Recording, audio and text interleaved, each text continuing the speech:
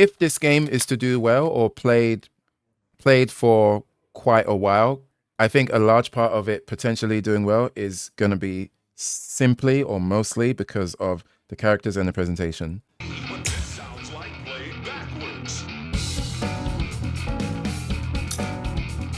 This is some good presentation right here. It's very, even if you haven't seen Bleach, it's a bonus if you've seen Bleach, because Bleach has this kind of style and presentation throughout. But even without that context, it still looks good and sounds good. Oh, they got different costumes too. Oh, I wish they showed it. And yeah, this is a good, bro. Oh, okay. I'm definitely buying this. Simply just because of the visuals and presentation. Yeah, the bass, right? Like the song, honestly, I mean, I'm a sucker for good music, right? Like I might even play it for extra longer just because the music is good, or if the music turns out to be good. Drop the bass. Loading screen. Blatant loading screen. Like let's hide the loading screen behind this cool character side by side as the game loads in the background. Haha. Yeah, this is like a graphic designer's wet dream right now. Like all of this menuing right here, not menuing. Like the way that it just, all of this, here, Rebirth of Souls. You got the film grain effect, kind of, or like the blood splatters. Man, zipped him up, zip him up, zip him up.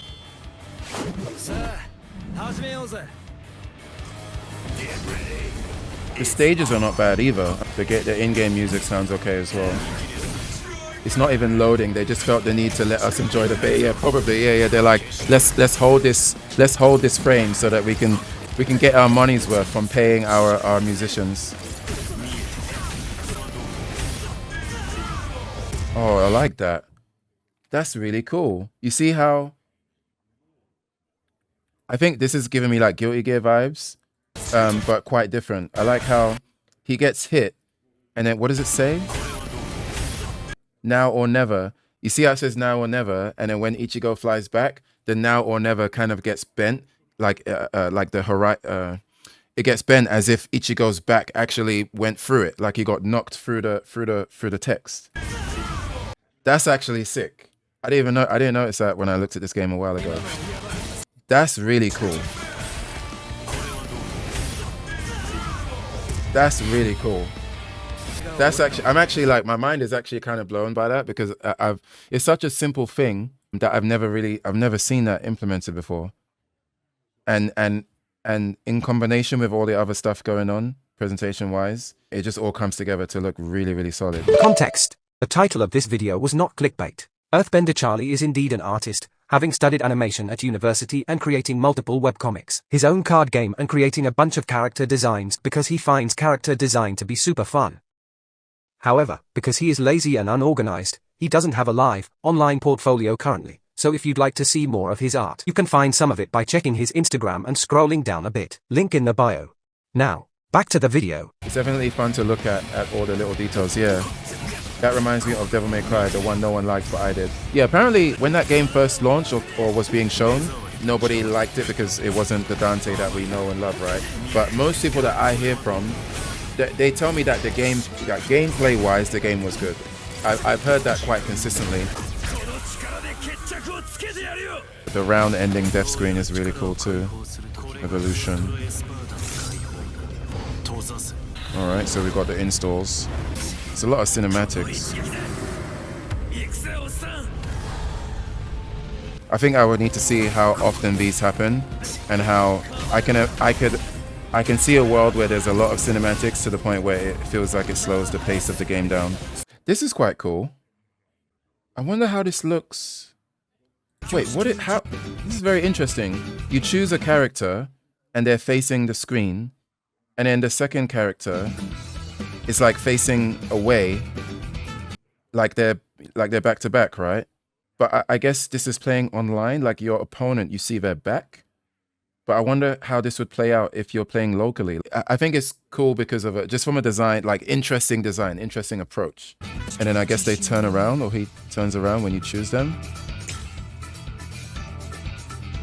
Yeah, that's dope. I think that's really sick.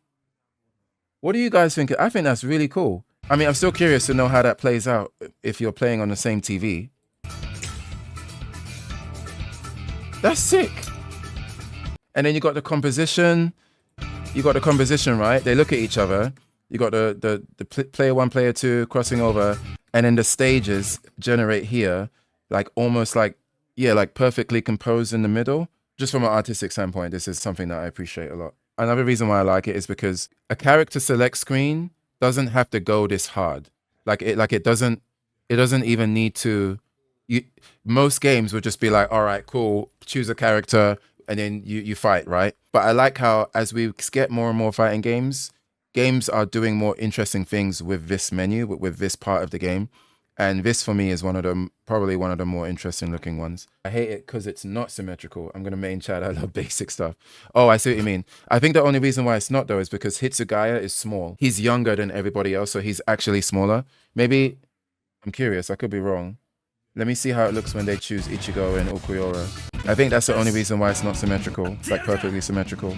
Yeah, it's more, it's interesting too. It's like they have a different camera.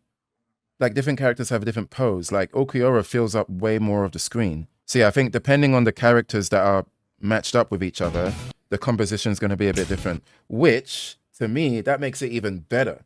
When two characters in a manga face off against each other, or there's like a panel where they share a panel, or half a panel, one panel they're looking, and then the other panel, like separate panels, but it's clear that they're looking at each other.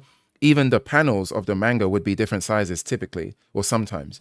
And so I think the fact that depending on who you match up in the menu is going to give you a slightly different composition, that to me is double interesting. That's actually more interesting than it being perfectly symmetrical each time. MK11 character menu is my favorite. I might have to check that out afterwards. It feels like an artist has fun with it. Yeah, that's part of the reason why I like it as well. Like I can feel the artistry within it. It's very intentional decisions that were made. I think it's foreground, background perspective. That's why player one looks bigger than player 2. Yeah, true. But here, Yorichi's pose, I think you're right, but it's also height of the character too. Because Yorichi's pose, right? Look at right now how her head doesn't touch the top of the frame, right? Watch how here, Okuyoura, his head, they didn't even fit him in. Like he takes up more of the screen. So it feels like each character, whether they are player 1 or player 2, they've given the character a different framing. So Okuyoura is framed this way, and then Yorichi, yeah, I think they've intentionally given characters different framings. I don't think this game is going to get played a lot. Like, especially if people are wondering like, oh, is it going to be the next big FGC game? The answer is no. But it doesn't need to be that. I think the issue is that some people might want it to be that, but it doesn't need to be that to be a good or a fun game. But I do think the visuals and the presentation is going to maybe make it played for longer than it perhaps deserves to, based on how engaging it looks like it is. I think it will be the most respected arena fighting game in the FGC. Oh, that's high praise, I think.